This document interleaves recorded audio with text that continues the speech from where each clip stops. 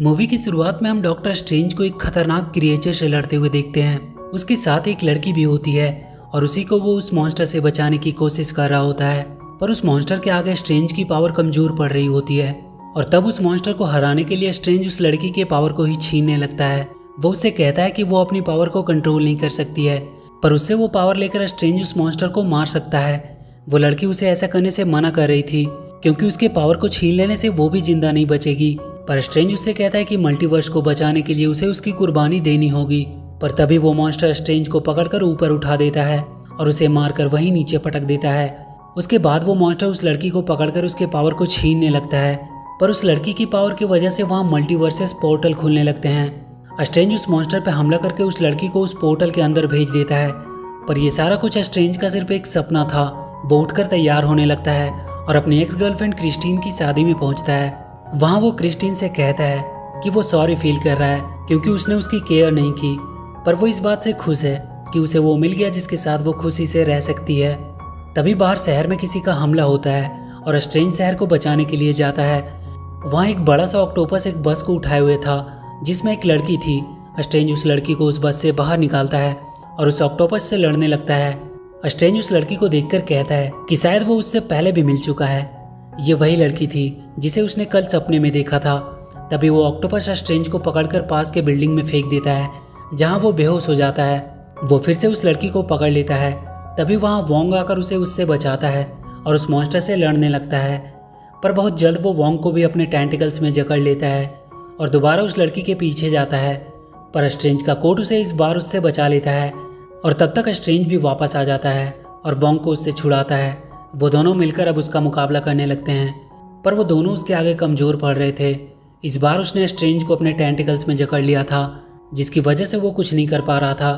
तभी स्ट्रेंज का कोट उड़ता हुआ आता है और ऑक्टोपस की आंख को ढक लेता है। स्ट्रेंज तुरंत वहाँ एक पोल की मदद से उस ऑक्टोपस की आंख बाहर निकाल देता है जिसकी वजह से वो वहीं मारा जाता है। उसके बाद स्ट्रेंज उस लड़की से पूछता है कि वो कौन है और उसने उसे अपने सपने में कैसे देखा। वो लड़की उसे बताती है कि वो उसका सपना नहीं बल्कि एक दूसरा यूनिवर्स था जिसमें उसका ही एक अलग वर्जन उसके साथ एक मॉन्स्टर से उसे बचा रहा था। वो उसे बताती है कि वो ऑक्टोपस उसे किडनैप करना चाह रहा था क्योंकि कुछ डेमंस हैं जो उसके पावर्स को छीनना चाहते हैं। वो बताती है कि उसके पास किसी भी यूनिवर्स में ट्रैवल करने की पावर है, पर वो उस पावर को कंट्रोल नहीं कर सकती है। जब भी उसे कभी डर लगता है तब वो पावर अपने आप एक्टिवेट होने लगती है और मल्टीवर्स के पोर्टल खुलने लगते हैं। स्ट्रेंज उससे पूछता है कि कोई तो रास्ता होगा उन डेमंस को हराने का। वो कहती है कि एक बुक है, बुक ऑफ वेसांटी, जिसकी मदद से वो डेमंस को हरा सकते हैं। वोंग कहता है उस बुक तक पहुंचना लगभग नामुमकिन है, पर वो लड़की कहती है कि वो स्ट्रेंज के साथ उस बुक तक लगभग पहुंच चुकी थी, पर डेमंस ने आके उन्हें रोक दिया और वो यहाँ इस यूनिवर्स में आ गई। स्ट्रेंज कहता है कि ये रियल नहीं हो सकता क्योंकि ये सिर्फ उसका एक सपना था। वो लड़की उसे प्रूफ के तौर पे दूसरे यूनिवर्स के स्ट्रेंज की लाश को दिखाती है जो उसके साथ यहाँ आ गई थी। ये देखकर स्ट्रेंज और वोंग को भी अब उस लड़की पे भरोसा हो जाता है कि वो जो कह रही है वो बिल्कुल सही है। स्ट्रेंज वोंग से कहता है कि इस लड़की की जान पे बहुत खतरा है, उन्हें इसे सेफ रखना होगा। वोंग उस लड़की से उसका नाम पूछता है। वो अपना नाम उन्हें अमेरिका चैविस बताती है। वोंग उसे उनके साथ कमरताज चलने को कहता है क्योंकि वहाँ वो सेफ रहेगी। वो स्ट्रेंज की लाश को वहीं दफना देते हैं। आगे हम वांडा को देखते हैं जो अपने दोनों बच्चों के साथ घर पे एंजॉय कर रही होती है, पर यह सब उसका सिर्फ एक सपना था जिसे वो वास्तविकता में बदलना चाहती थी। वो अपने गार्डन में फूल तोड़ रही होती है, तभी उससे मिलने स्ट्रेंज आता है। वो उससे मल्टीवर्स के बारे में पता करने आया था। वो उसे बताता है कि उसके पास एक लड़की आई है किसी दूसरे यूनिवर्स से और कुछ डेमंस उसके पीछे पड़े हुए हैं जो उसके पावर्स को हासिल करना चाहते हैं। वो लोग उसे कमरताज लेके आए हैं ताकि वो फिलहाल सेफ रह सके। स्ट्रेंज वांडा से कमरताज आकर एक बार उस लड़की से मिल लेने को कहता है। वांडा उससे कहती है कि तुम अमेरिका को यहाँ उसके पास क्यों लेकर नहीं आ जाते, वो उसके साथ सेफ भी रहेगी। पर स्ट्रेंज सोच में पड़ जाता है क्योंकि अभी तक उसने वांडा को उस लड़की का नाम नहीं बताया था, पर उसे पहले से ही उसका नाम पता था। पर तब वांडा उसके सामने से सारा इल्यूजन हटा देती है। वांडा अब स्कारलेट विच बन चुकी थी। स्ट्रेंज देखता है उसने डार्क होल्ड बुक को खोल लिया था जिसकी वजह से उसकी शक्तियाँ उसी पे हावी हो गई थी। वांडा उससे कहती है कि इस बुक की मदद से उसके पास वो सब वापस आ सकती है जो कभी उसका हुआ करता था। वो कहती है कि वो इस यूनिवर्स को छोड़ देगी और वहाँ चली जाएगी जहाँ वो अपने बच्चों के साथ रह सकती है।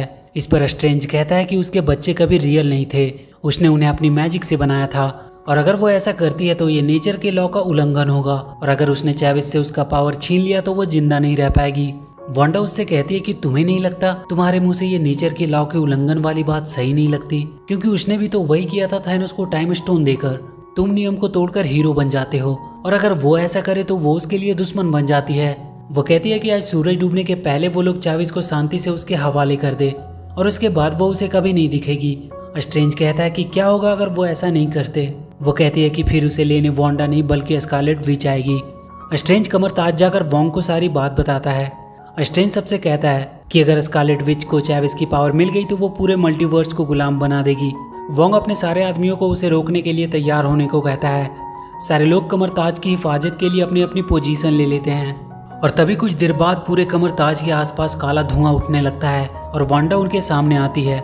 स्ट्रेंज जाकर उससे बात करता है और उसे ये सब रोकने को कहता है, पर वो नहीं मानती है और स्ट्रेंज को अपने रास्ते से हट जाने को कहती है, क्योंकि वो अपने बच्चों के पास जाने के लिए वो किसी भी हद तक जा सकती है। वो स्ट्रेंज पे हमला करती है, पर उसके आगे कमरताज के लोगों ने एक मजबूत शील्ड बना दिया था जिसपे वांडा का कोई पावर काम नहीं करता है। वो कमरताज पे भी हमला करती है, पर हर जगह उन लोगों ने शील्ड बनाई हुई थी। वांडा अपनी दूसरी चाल चलती है। वो वहाँ एक आदमी के दिमाग में जाती है और उसे वहाँ से भागने को कहती है, जिसकी वजह से उनका शील्ड टूट जाता है, और उसके बाद वांडा वहाँ पे हमला करती है। कुछ देर तक वो सब वांडा के वार को झेलते हैं, पर बहुत जल्द वो सब उसके आगे हार जाते हैं। वो वहाँ सब कुछ तबाह कर देती है, पर तब तक स्ट्रेंज उस लड़की को बचाने के लिए उसे वहाँ से कहीं और छुपा देता है और खुद जाकर वांडा के सामने खड़ा हो जाता है। वो वांडा को मिरर इल्यूजन में फंसा देता है, जहाँ उसके पावर्स भी काम नहीं कर रहे थे, पर वो अपने रिफ्लेक्शन के थ्रू उन तक पहुँचने की कोशिश करने लगती है। स्ट्रेंज और वंग जल्दी से वहाँ के सारे रिफ्लेक्शन वाली चीज़ों को ढकने लगते हैं, पर किसी तरह वांडा उन तक पहुँचने में सफल रहती है। वो उन सबसे कहती है कि चाहे वो कितनी भी कोशिश कर ले, वो उसे उसके बच्चों के पास जाने से रोक नहीं सकते। वांडा उन सबको बहुत सारे यूनिवर्सेस दिखाने लगती है जहाँ वांडा अपने बच्चों के साथ रह रही है। स्ट्रेंज कहता है कि जिस यूनिवर्स में तुम जाओगे वहाँ के वांडा का क्या होगा, क्या वो उसे उसके बच्चों के साथ रहने देगी? और स्ट्रेंज वांडा पे हमला कर देता है, पर उसके पावर वांडा के सामने कुछ भी नहीं थे। वो स्ट्रेंज को दूर फेंक देती है। वोंग को भी वो मारकर वहीं बेहोश कर देती है और चैविस को पकड़कर उसकी पावर को उससे निकालने लगती है। चैविस की डर की वजह से वहाँ किसी और यूनिवर्स का पोर्टल खुलने लगता है, और तभी स्ट्रेंज धक्का देकर चैविस को लेकर उस पोर्टल में कूद जाता है, और वो दोनों कई सारे यूनिवर्सेस को पार करते हुए एक यूनिवर्स के न्यूयॉर्क शहर में पहुंचते हैं। स्ट्रेंज चैविस से कहता है कि उन्हें यहाँ से वापस उनके यूनिवर्स में जाना होगा, पर चैविस कहती है कि वो पोर्टल खोल नहीं सकती क्योंकि उसके पावर पे उसका कंट्रोल नहीं है। स्ट्रेंज उससे कहता है कि उसका दूसरा वर्जन इस यूनिवर्स में जरूर होगा, वो शायद उसकी मदद कर सके, पर चैविस कहती है कि यहाँ उसका कोई दूसरा वर्जन नहीं है क्योंकि वो खुद उसी यूनिवर्स की है।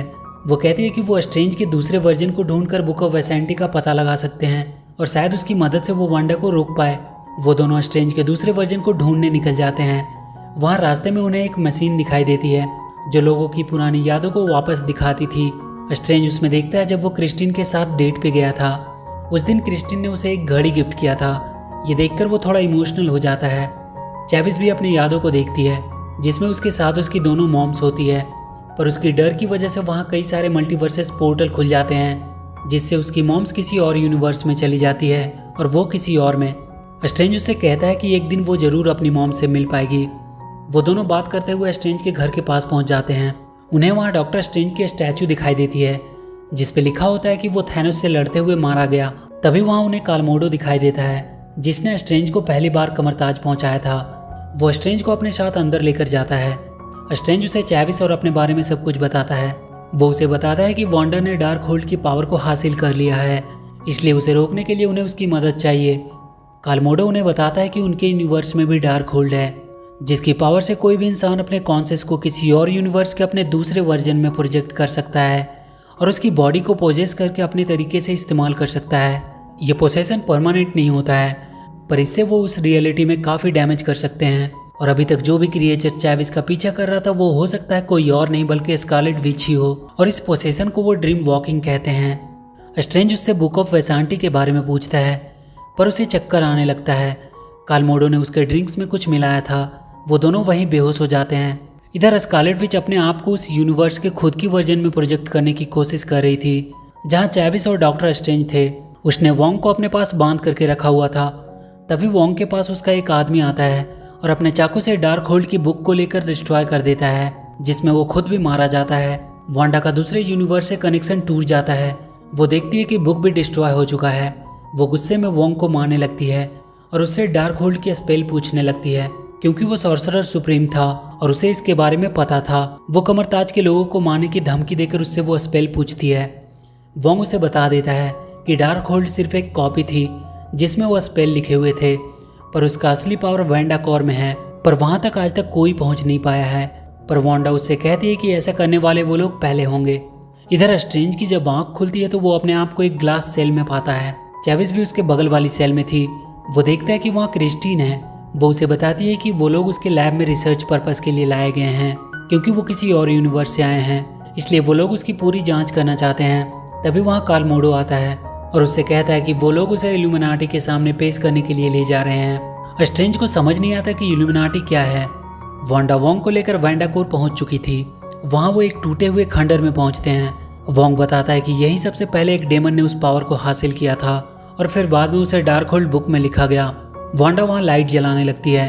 तभी 4 बड़े मॉन्स्टर उनकी तरफ बढ़ते हैं, पर वो सब वांडा के आगे अपने आप को सरेंडर कर देते हैं। ऐसा लगता है वो लोग उसका ही इंतजार कर रहे थे। इधर स्ट्रेंज को इल्यूमिनाटी के सामने पेश किया जाता है। वहाँ हम कैप्टन कार्टर को देखते हैं। कुछ और भी सुपर हीरोज वहाँ थे, जैसे कि ब्लैक बोल्ट, मिस मार्बल और फैंटास्टिक 4 के रीड रिचर्ड। रिचर्ड स्ट्रेंज से कहता है कि उसका उनके यूनिवर्स में आना किसी खतरे से कम नहीं है, क्योंकि उसके पीछे कई मुसीबतें भी साथ आ सकती है और उसने नेचर के लॉ को भी तोड़ा है। उन लोगों ने इल्यूमिनाटी को बनाया ताकि डिफिकल्ट डिसीजन ले सके, इसलिए आज वो डिसाइड करेंगे कि उसके साथ उन्हें क्या करना चाहिए। स्ट्रेंज उन्हें बताता है कि उनके ऊपर बहुत बड़ी प्रॉब्लम आने वाली है, स्कारलेट विच के रूप में। रिचर्ड उसे बताता है कि ड्रीम वॉकिंग को लेकर स्कारलेट विच से उनके लिए ज़्यादा खतरा उसके यूनिवर्स का डॉक्टर स्ट्रेंज था। वो उनसे कहता है कि क्या वो स्ट्रेंज जो थैनोस से लड़ता हुआ मारा गया। तभी वहाँ चार्ल्स आता है और कहता है कि इसे सच्चाई बता देनी चाहिए। वो बताते हैं कि वो सब थैनोस के साथ वॉर में थे, पर स्ट्रेंज हमेशा अपनी मर्जी से काम करता था। उसने डार्क होल्ड की पावर ली और ड्रीम वॉकिंग करना शुरू कर दिया, पर एक दिन उसने उन सबको बुलाया और कन्फेस किया कि वो ड्रीम वॉकिंग कर रहा है। और ऐसा करते हुए एक बार उससे गड़बड़ हो गई और उसकी वजह से एक यूनिवर्स के सारे लोग मारे गए और उसे डर है कि उसकी वजह से वो दोबारा ऐसी गलती कर सकता है। उन सब ने बुक ऑफ वेसांटी की मदद से थैनोस को मारा, पर उनके सामने अभी भी दूसरा खतरा मौजूद था, डॉक्टर स्ट्रेंज के रूप में। इसलिए उन सब ने ब्लैक बॉट की मदद से स्ट्रेंज को खत्म कर दिया। इधर वोंग वांडा को समझाने की कोशिश कर रहा था कि वो चाहकर भी सब कुछ कंट्रोल नहीं कर सकती, पर वांडा उसे वहाँ के पहाड़ से नीचे फेंक देती है और अपना पोजेशन शुरू कर देती है। वो उस यूनिवर्स की वांडा को पोजेस करके अमेरिका चेविस के पीछे भेजती है। इल्यूमिनाटी के लोग अपने बिल्डिंग में किसी के हमले की आवाज़ सुनते हैं। वो कैमरे में देखते हैं वांडा ने उन पर हमला किया था। वो सब उसे रोकने के लिए चले जाते हैं।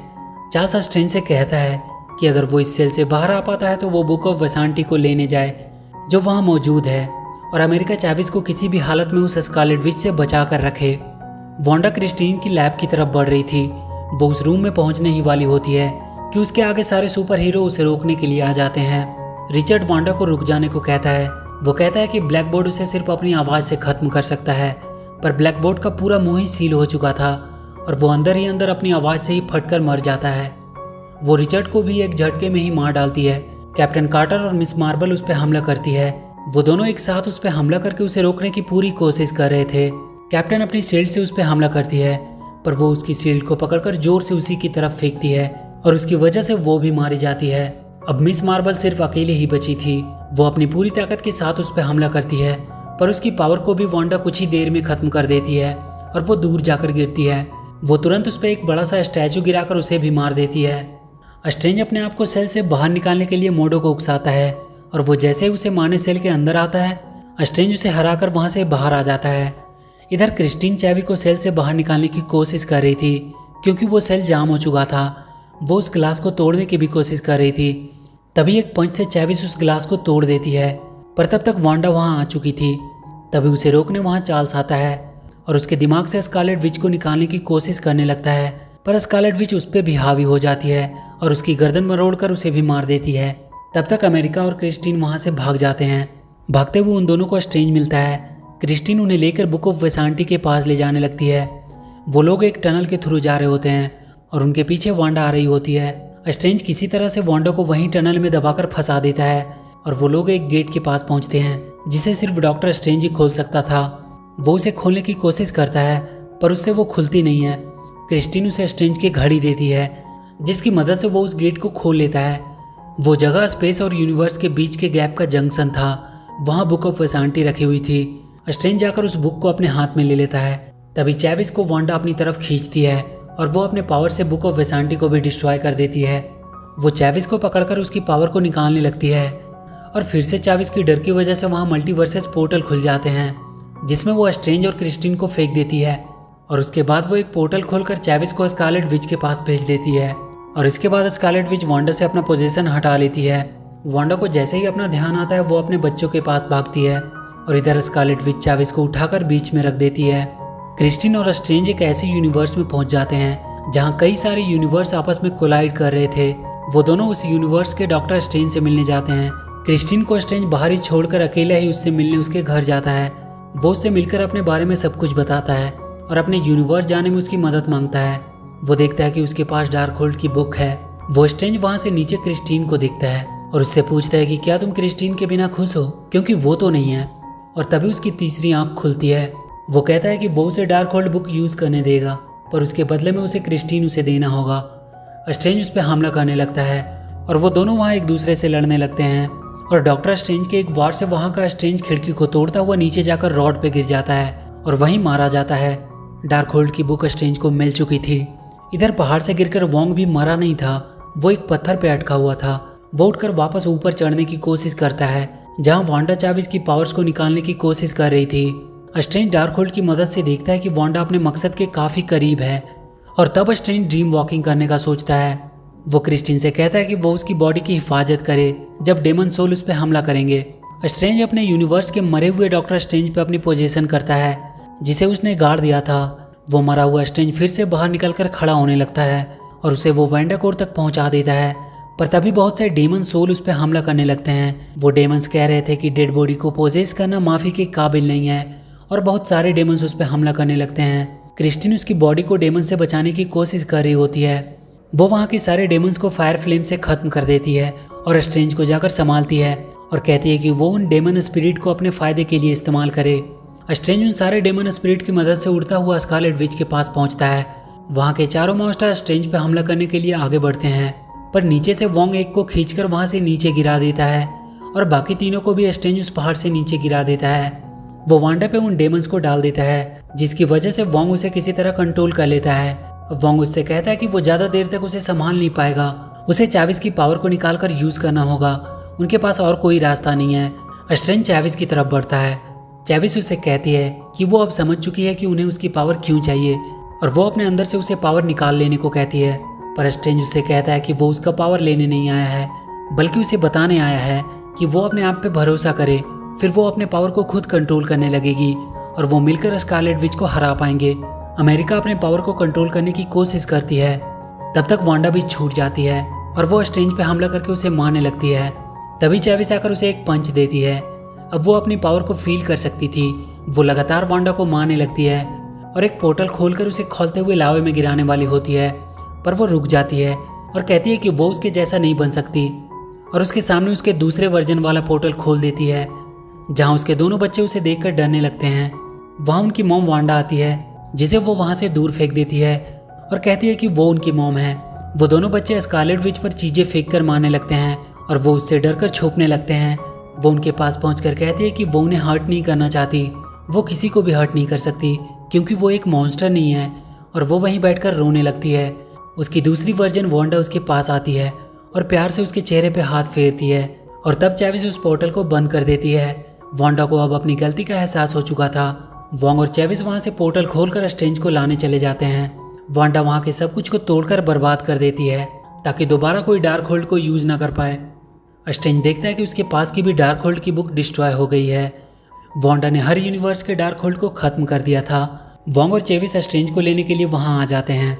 आगे हम देखते हैं कि अमेरिका चैविस भी कमरताज में सीखने की कोशिश कर रही है और इसी के साथ ये मूवी यहीं खत्म हो जाती है। तो वीडियो अगर अच्छी लगी हो तो please do like and share the video and please subscribe to my channel and press that bell icon.